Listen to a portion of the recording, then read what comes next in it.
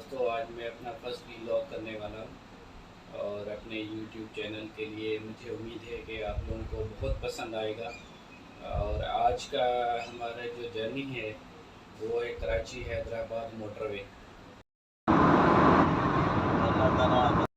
हम जो है यहाँ पे अब पहुँच गए हैं, सुपर मदीना होटल पे चाय पी रहे हैं।